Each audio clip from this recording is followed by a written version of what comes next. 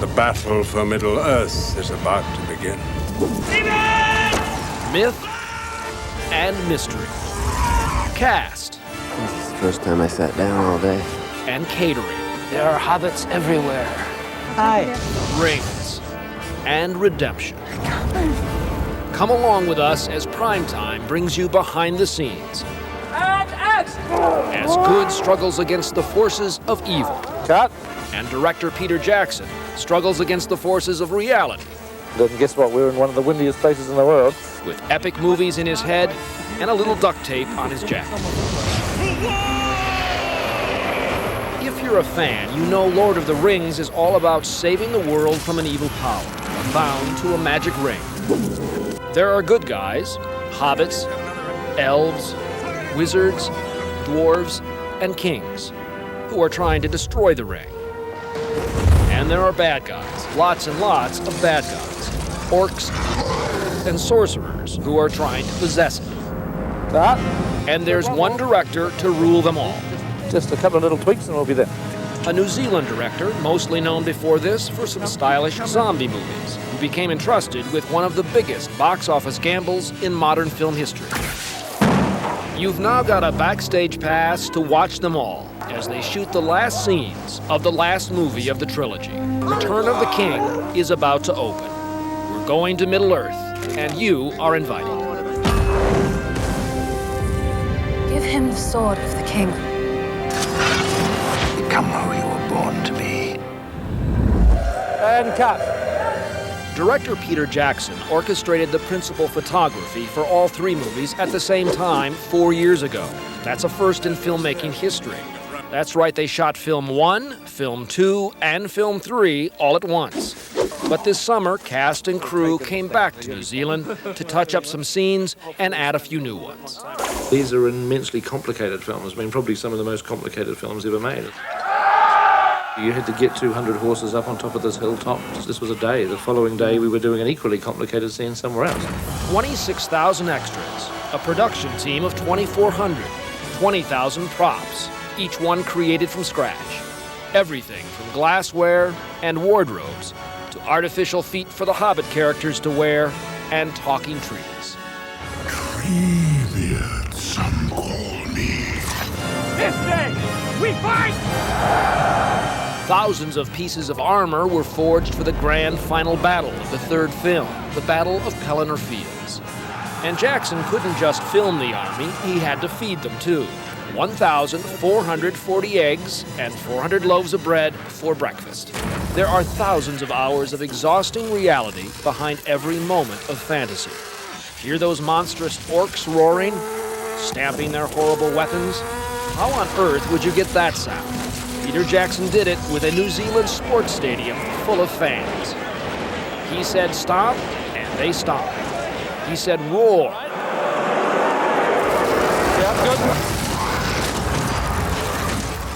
And if you think the filmmakers searched the world over for their exotic locales, think again.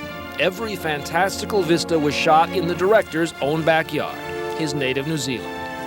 The peaceful shire the hobbits must leave on their treacherous journey is actually a sheep farm on the North Island of New Zealand. When the evil wizard Saruman stands in Isengard, he stands near the resort area of Queenstown.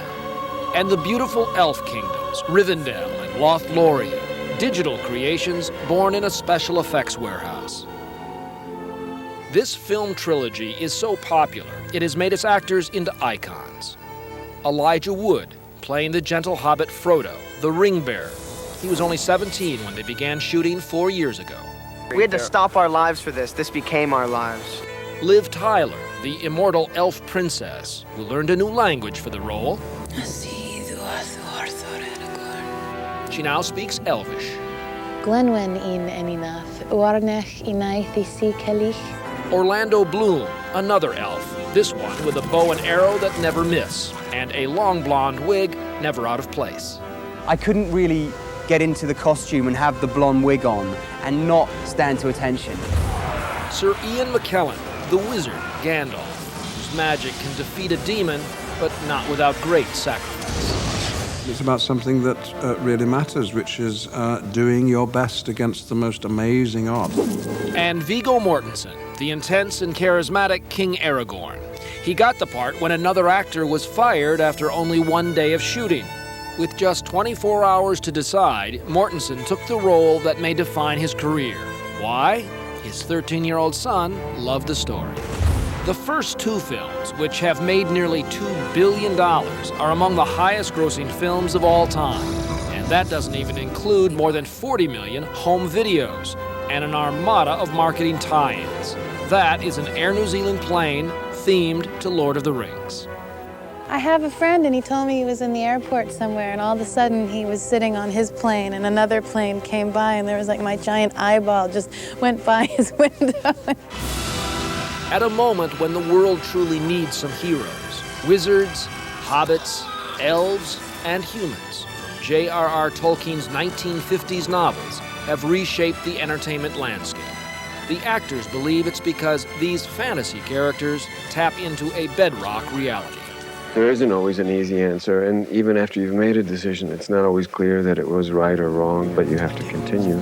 Film fans, soon your questions will all be answered. Can Frodo resist evil and destroy the ring? It's taking hold of you, Mr. Frodo.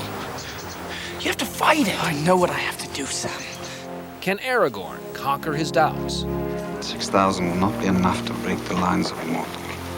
More will come. Can a princess's love, a friend's loyalty, and a wizard's magic triumph? Show us the meaning of haste. Mary! And can Peter Jackson's trilogy break box office records and bring home the Oscars its studio New Line Cinema hungers for? They will follow you into battle, even to death. You have given us hope. We've got your passport, and the final journey is about to begin.